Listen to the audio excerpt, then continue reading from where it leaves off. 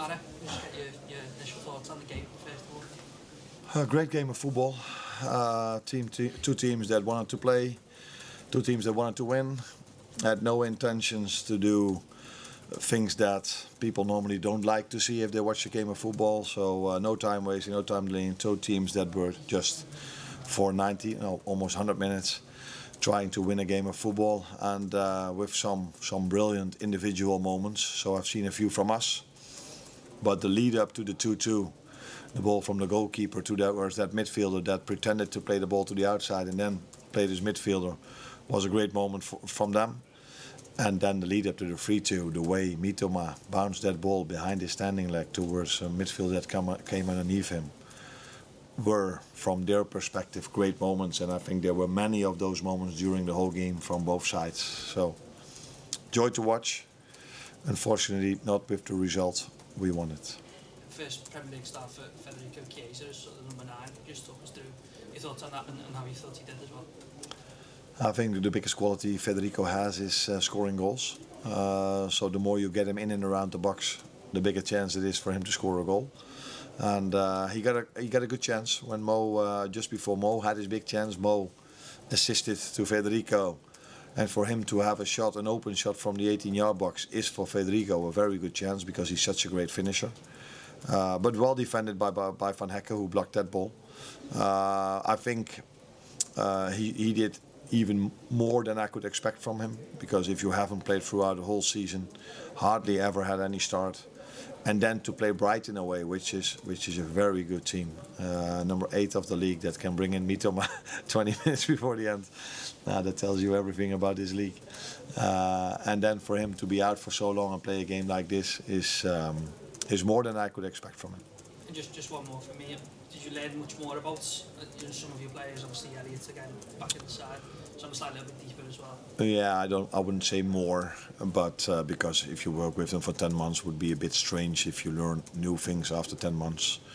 But for me, I saw a few things that I think I saw many things that I already knew, and one of them is how close the margins have been throughout our whole season, and now, with us failing to score the third, with us not just missing maybe this 2 or 3% sometimes in our defensive work, immediately leads to us losing games of football. Although I know it's against Chelsea, I know it's against Brighton, and we didn't lose against Arsenal, but I know it's against Arsenal.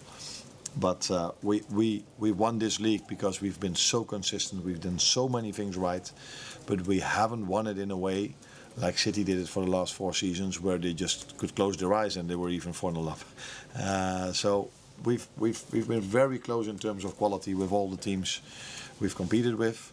That's why it's also such a big compliment that we won this league by such a big margins, because the quality margins are not so much different between us and some other teams.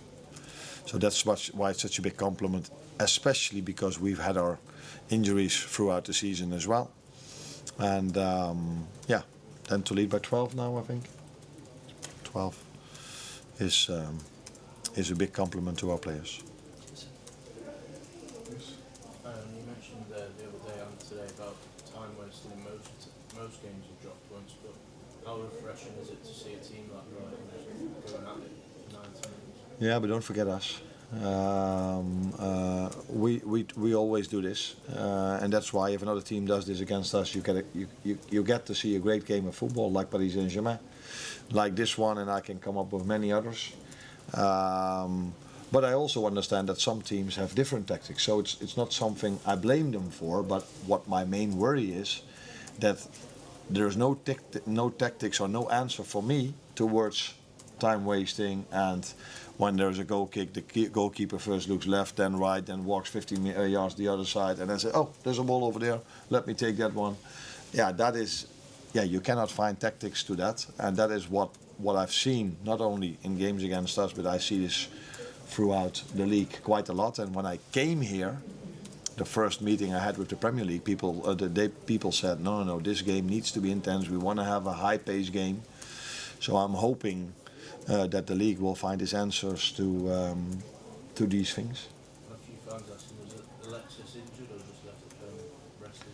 Alexis will not play for us this season anymore. So he he needs rest at this moment of time to recover completely and to be ready for the start of next season. But that will be no problem for him to be back next season. Is that a new injury or something? No, I think he played throughout the last part of the season with the Argentinian mentality that he has. So never gives up, no matter what he feels.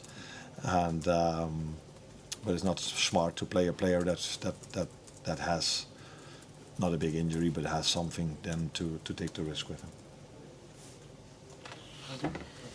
Last one here. You touched on it earlier with the chance for Mo Salah. It was his 300th Premier League game tonight. It looked like it was going to be a fitting moment for him. Can I just get your thoughts on what was going through your head when that ball comes across? Now the first thought that goes through my head when I see a ball moving towards Mo, I'm like, it's quite a big chance this could lead to a goal, because that's what Mo normally does. But he's been throughout this season almost unhuman. Is that the way you say it? So, but there were moments in the season where he was human. So it's not the first time that he's not scoring for 1 or 2 games in a row. But the good thing for us is that this hardly ever happens, and if it happens, you can be sure that he will score in the third game or either in the fourth game again. Congratulations as well. Just a quick one on Why? Zabozlai's. He's a Palace fan. Oh, he's a Palace fan. On Zabozlai's goal. Do you think did he mean it? And were you surprised how much space that he had to do that? Now, what I liked a lot is that we mostly have a certain routine in our set pieces, but we try to tell them, if you see something else, try to execute it. Feel free to execute if you feel there's other opportunity. And I think Harvey and Dom felt that it was a 2v1 in that free kick, and they outplayed that. And then I definitely feel that Dom meant to shoot that ball on target, because he has a great shot, and we ask him, use it more, use it more, use it more, because at training sessions he scores from every angle. But if he's playing, then he's always looking, where is Mo? Which is also not a bad idea, because Mo can score a goal as well. But I don't know on how many goals he is now, but it's getting better and better for an attacking midfielder for Liverpool to have these amount of goals. Thank you.